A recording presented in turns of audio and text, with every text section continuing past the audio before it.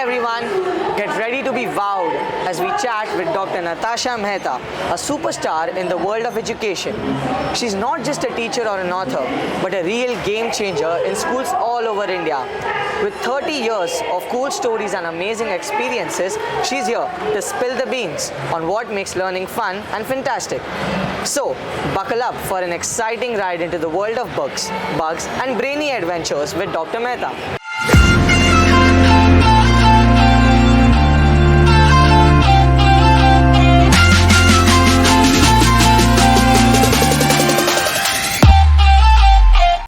So, Dr. Mehta, leading educational transformations across various schools is a monumental task. What is your approach to aligning such diverse education systems under a unified vision? Arjun. Thank you, Arjun. It's actually a great question, especially for somebody like me who's working with an organization that runs multiple brands, 5 different boards, 4 different brands. So what works best for us is systems. When the scale of an organization is huge and there are multiple complexities, you have to put good systems in place. Right. So systems, policies, and practices, these are the things that sort of unify the whole brand, but then each brand it also has its own uniqueness. So just to give you a few examples,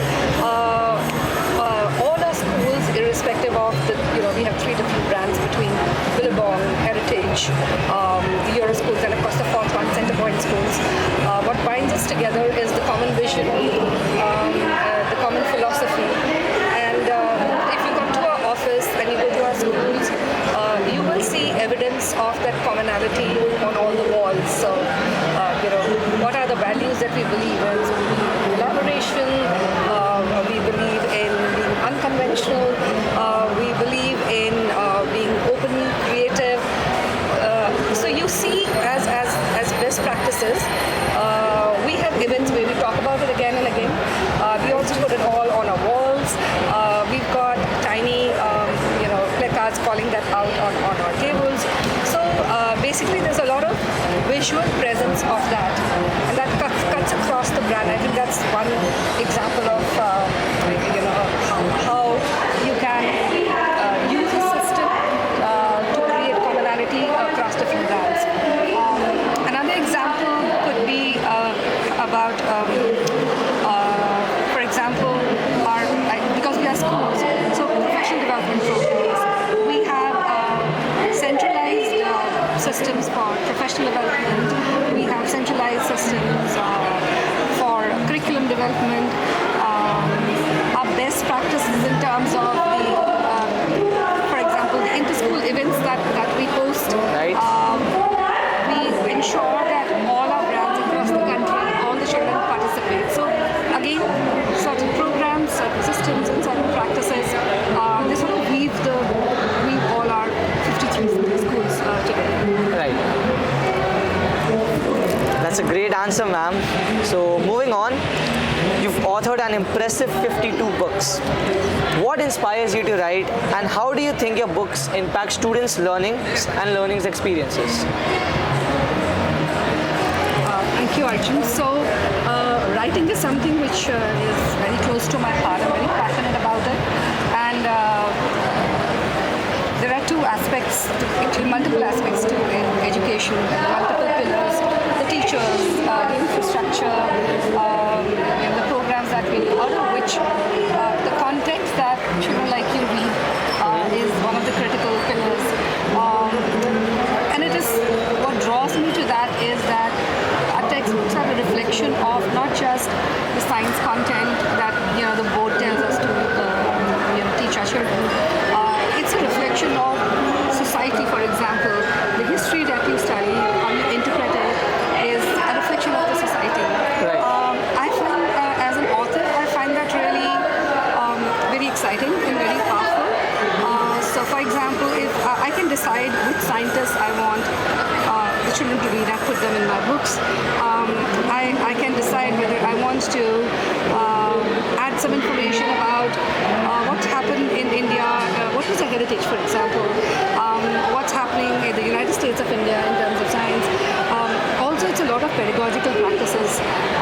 Anytime there's a shift in the education system, new things happening, or a shift in a certain way the socio-political fabric of the country, our society, all that gets reflected into the books that it's part there.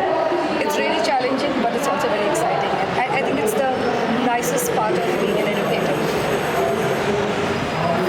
That was a good answer, ma'am. Thank you. So now moving on, you have a strong vision for nurturing future success in students.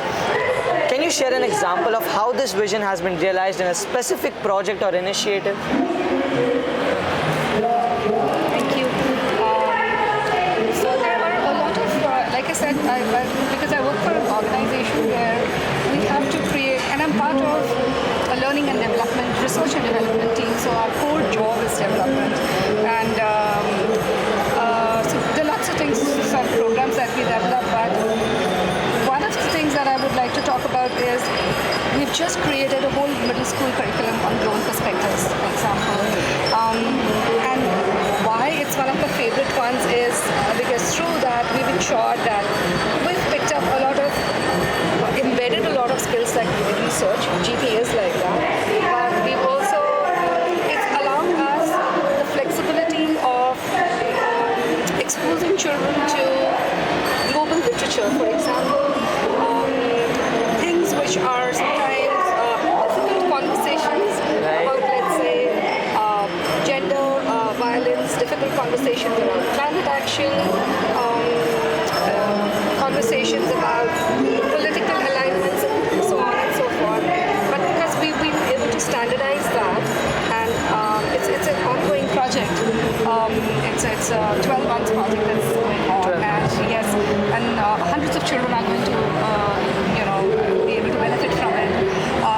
In addition to the specifics of the content, it's very real. It's real for the children. It's things that are happening around them. It's not archaic in the sense. It's not history. It's not an invention or a discovery. It's all around you, for example. And also, it's allowed us to